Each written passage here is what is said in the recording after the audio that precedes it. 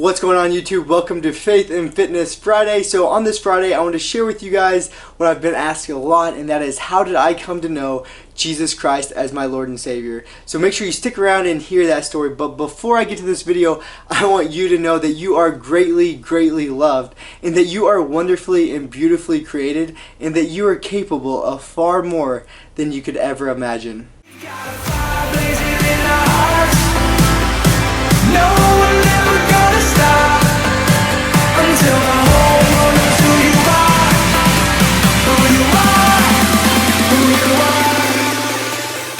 Alright guys, so this started way back when I was younger, but to be completely honest, I didn't necessarily always grow up in church. And so my mom and dad, of course, would always say, Tommy, Jesus Christ is real, you need to believe in him, and things of that nature, but we were definitely not a family that went to church every Sunday or things like that. Something great that my mom and dad did do is they put me in a Bible camp at a young age, where I started going to Hammondsville Bible Camp, which is one of the best Bible camps in the world.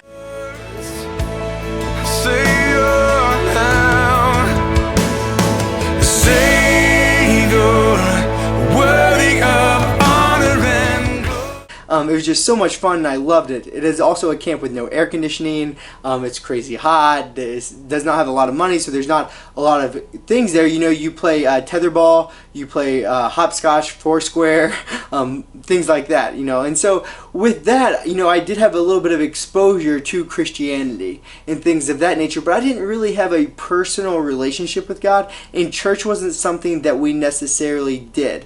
You know, church camp was fun, believing in Jesus because my parents told me to, and things of that nature, but I didn't have a real spiritual encounter with God until I was about 12 years old. Okay, and so throughout the time from birth till 12, it was just kind of like, if someone asked you, do you believe in Jesus? Well, of course, I believe in Jesus. I live in the Midwest. There's a church on every corner. If I don't believe in Jesus, I'm going to be the weird one. But it wasn't a personal relationship, and it wasn't forced upon us. It was just, this is how it is. So I didn't have much of a reason to why I believed in Jesus. And so when I was 12 years old, this is really where I encountered God. I went through some very hard things in my life, and my family was completely broken apart. Drugs and adultery and things like that destroyed my family and really just broke them apart.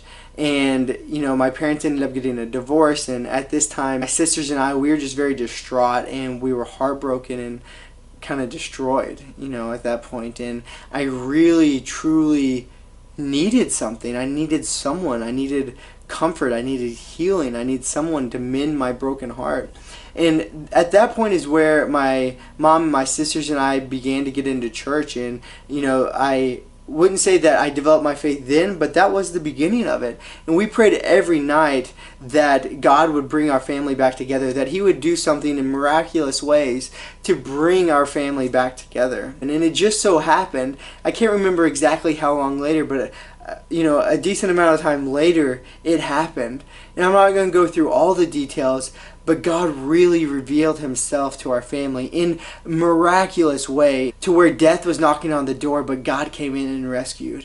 You know, he healed of drug addiction, and he healed broken hearts of adultery, and he healed all of our kids' heart of all the hurt and pain that we've been through. And he had revealed himself to me at this point on a level that I could never deny, and on a level that could only be explained by God, because the way he came into our life was absolutely incredible. And then my family got back together, my mom and dad got remarried, and we got into church, and it was, you know, I was on cloud nine. I was on a mountaintop for Christ, and I was just so happy. So at that point, I was on fire for God all throughout high school. And that's not saying I didn't make mistakes and that, you know, I wasn't still, you know, sinful and things, because of course I still was, but that's when it all started, and that's when I really started my journey to getting to know God better.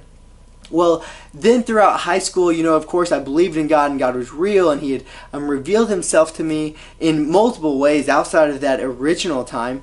Then it came to a point where I was like, well, yeah, I believe in God. It's impossible for me not to believe in God because of what I've seen him do with my family. But there has to be more. Like, I need to know more. I need to be able to defend my faith. I need to know the history of the Bible. I need to know why Christianity is real. And so that's really where in undergraduate I began studying, a lot about religion, a lot about Christianity, a lot about the Bible and other religions and things like that. And it just really began to solidify my faith more and more and more. And why is because I didn't want to believe in something that I had just been brought up and told to believe in.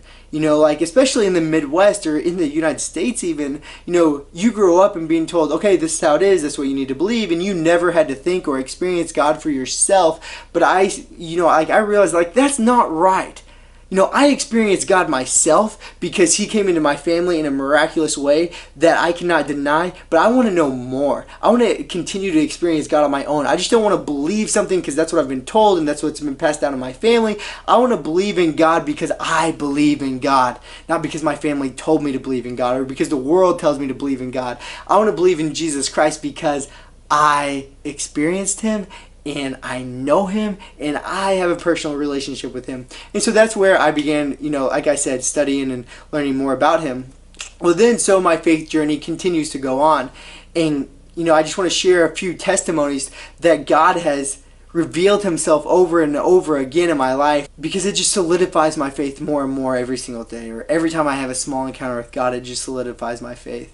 And so the one testimony I want to share is when I was in Grenada. Okay, and so at this time in Grenada, we have to do different flights, going to Miami to Missouri, Missouri to Miami to Grenada, just going back to medical school. So I was in Miami airport, and we were in this airport, and there were hundreds upon hundreds of people, all around. And at this time, I started to hear this voice inside my head. And it sounded like someone was on the phone. And I didn't really understand it. I didn't know what was going on.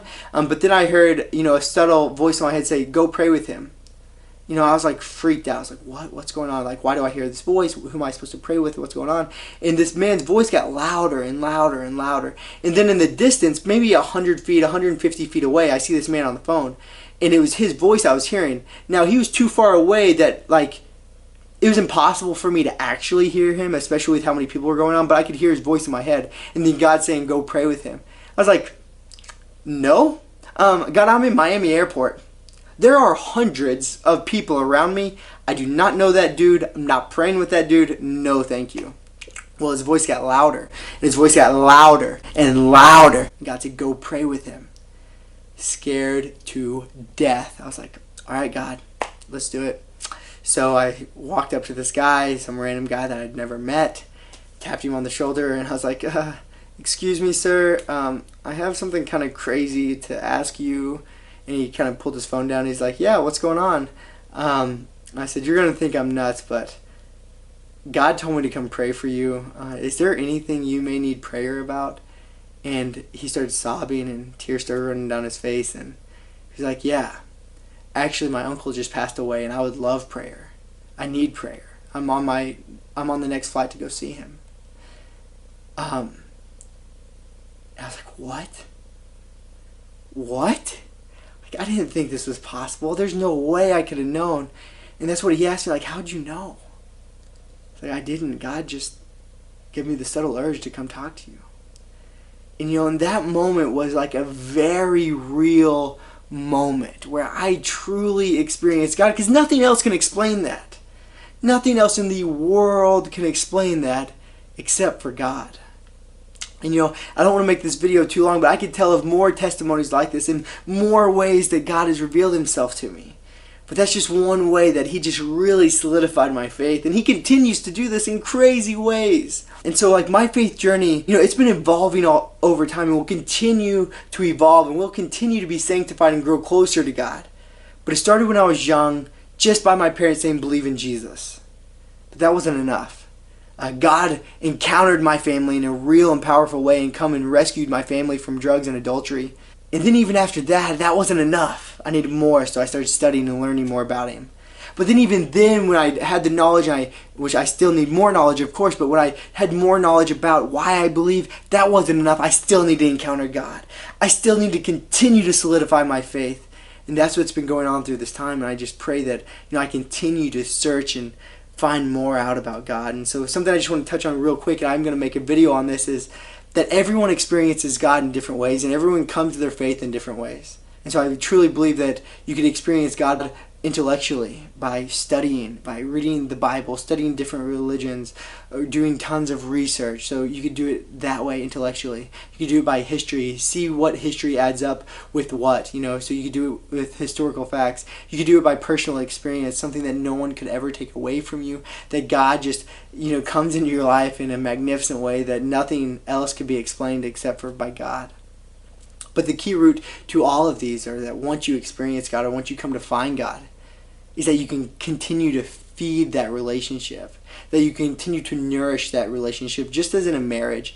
In a marriage, if the husband neglects his wife, if he doesn't spend quality time with his wife, or vice versa, the relationship's gonna get dry and gonna fall apart. And same with our walk with God, that we have to continually be experiencing God through His Word, through prayer, through fellowship with other believers. And so this is my faith journey, and this is where I'm kind of at now. There's so much more I could have told you in such a short video that I feel like I'm leaving so much out, but I wanted to share with you guys just a glimpse of how I came to know Christ. Okay, so I hope you enjoyed this video. I'll make sure to include some more faith tips going on. I really want to talk about how to grow in your faith, how to study the Bible and things of that. So those will be coming up. Alright, so I'm going to end this video, but before I do, I want you guys to know that you are greatly, greatly loved, and that you are wonderfully and beautifully created, and that you are capable of far more than you could ever imagine.